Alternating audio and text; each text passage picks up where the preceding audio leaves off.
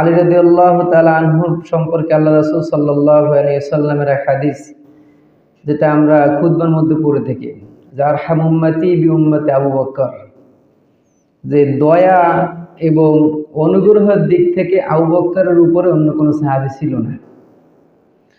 ওয়াসাদুহু ফি আমরিল্লাহি ওমর, আল্লাহ সুবহানাহু ওয়া তাআলার বিধান বাস্তবায়ন করার জন্য ওমরের উপরে আর কেউ ছিল না।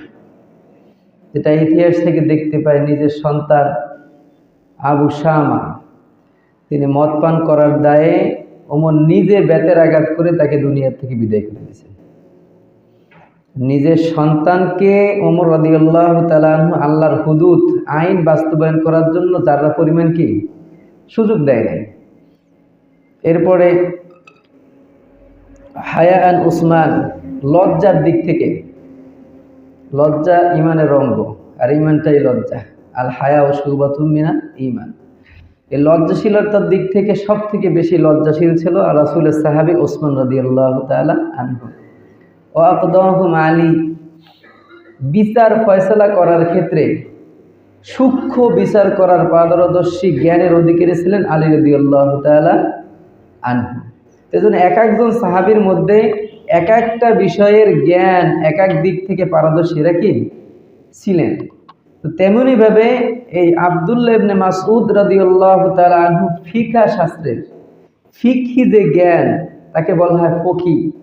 রইসুল মুফতিন, মুফতিদের মুফতি বলা হয় তাকে, বা রইসুল মুফাসসিরিন আব্দুল্লাহ ইবনে আব্বাসকে বলা হয়। তো এরকম করে এক একজন সাহাবীর এক একটা কি গুণ ছিল। যেমন বললাম, আলী রাদিয়াল্লাহু তাআলা আনহু তিনি এতটা সূক্ষ্ম বিচার করতেন, যেটা আমরা এই 2024 সাল, প্রায় 1400 বছর পরে আমরা যেটা এখন ল্যাবে পরীক্ষা করে টেস্ট করার মাধ্যমে ডিএনএ টেস্ট করে শনাক্ত করি, তো সেরকম বিচার ফয়সালা করতেন আলী রাদিয়াল্লাহু তাআলা আনহু সেই 1400 বছর কি আগে। ছোট্ট একটা উদাহরণ দিই তার বিচার ফয়সালার। আলী রাদিয়াল্লাহু তাআলা আনহু ওমর রাদিয়াল্লাহু তাআলা আনহুর খেলাফতকালে তিনি প্রধান বিচারকের দায়িত্ব পালন করতেন। খলিফা ওমর আর প্রধান বিচারপতি কে? আলী। তো ওমর রাদিয়াল্লাহু তাআলা আনহুর দরবারে একটা বিচার আসলো। এক মহিলা এসে বলতেছে, আমার সন্তানকে বদল করা হয়েছে, আমার কোলে এই যে সন্তান দেখতেছেন, এই সন্তানটা আমার না, আমার সন্তানটা অমুকের কোলে আর অমুকের সন্তানটা আমার কোলে। এটা তিনি বিচার দিলেন। এখন এইটা কি করে শনাক্ত করবে? আমাদের এখন যদি হতো তো আমরা ডিএনএ টেস্টের মাধ্যমে বলতে পারতাম যে এটা কার ঔরজাত সন্তান, কার রেহেমে আসছে, কার বীজ থেকে এই সন্তানের জন্ম হয়েছে, এটা আমরা এখন সহজ বের করতে পারতাম। তো এই বিচার যখন ওমর রাদিয়াল্লাহু তাআলা আনহুর কাছে আসে, তখন তিনি আলী রাদিয়াল্লাহু তাআলা আনহুর কাছে পাঠিয়ে দিলেন যে এই বিচার নিয়ে তুমি আলীর কাছে যাও, আলী তোমাকে বিচার করে দেবে। তখন আলী রাদিয়াল্লাহু তাআলা আনহুর কাছে গিয়ে বলল যে একই ঘরের মধ্যে আমাদের একই সময় দুইটা সন্তান জন্ম নিছে, দুইটা মায়ের পেট থেকে দুইটা সন্তান সেম সময় কি ভূমিষ্ঠ হয়েছে। তো কন্যা সন্তানের জননী সে সংগোপনে বা তার সহকারী আর একটা যে সন্তান জন্ম হয়েছে পুত্র সন্তান, এইটারে বদল করে দিছে। তো কিন্তু বড় হওয়ার পরে 6 মাস, 1 বছর, 2 বছর যাওয়ার পরে তো চেহারা ছবি একটা ফুটে উঠছে যে আসলে এই সন্তানটা কার মতো দেখায়, কে বাবার মতো না মায়ের মতো, না পিতৃকুলিকার মতো বা মাতৃকুলিকার মতো। তো চেহারা ছবির যে সুরত দেখা যায় তাতে মনে হয় যে এইটা ওদের সন্তান, আর ওর কোলে যেটা আছে ওইটা মনে হয় আমার সন্তান। এরকম একটা প্যাচ লেগে গেছে। তখন এই আলী রাদিয়াল্লাহু তাআলা আনহু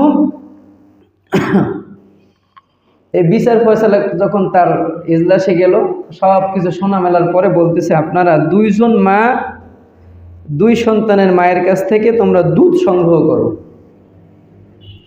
দুই মায়ের স্থান থেকে দুধ দিতে বলো।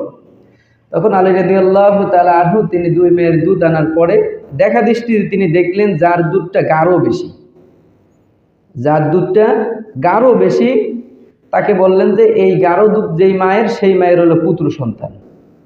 আর যার দুধটা দেখলেন পাতলা তুলনামূলকভাবে একটু, তখন তিনি বললেন যে এই পাতলা দুধের অধিকারী যেই মা, তাকে তোমরা কন্যা সন্তানটা দিয়ে দাও।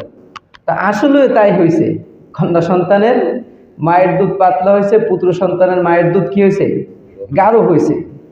এইভাবে তিনি যখন বিচারটা করে দিয়েছেন, বিচার তো 100-100 হয়ে গেছে, কারণ মা তো আগেই বদল করে দিয়েছে। ওমর রাদিয়াল্লাহু তাআলা আনহুর কাছে যখন এই সমাধান চলে গেল, তখন বললেন, ওমর, আলী, তুমি এই বিচার কিভাবে করলে?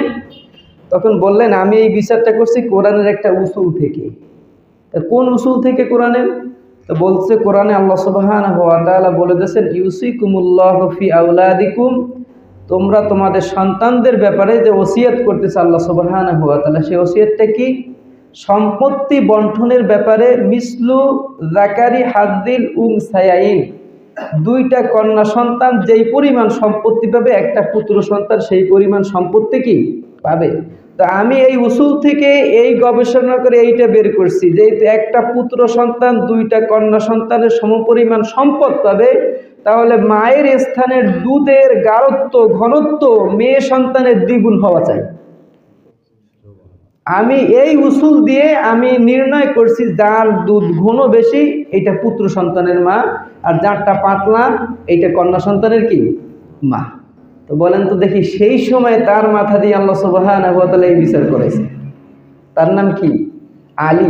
রাসূল সাল্লাল্লাহু আলাইহি ওয়াসাল্লাম মাঝে মাঝে বলতেন, আনা মাদিলাতুল ইলম ওয়া আলিয়ুম বাবুহা, আমি নবী মুহাম্মদ হলো ইলমের শহর, আর এই শহরের দরজা হলো আলী ইবনে আবি তালিব রাদিয়াল্লাহু তাআলা আনহু। তো এই জন্য বলতেছিলাম যে রাসূলের এক একজন সাহাবীর এক এক দিক থেকে আল্লাহ সুবহানাহু ওয়া তাআলা ক্ষমতা কি বেশি দিয়ে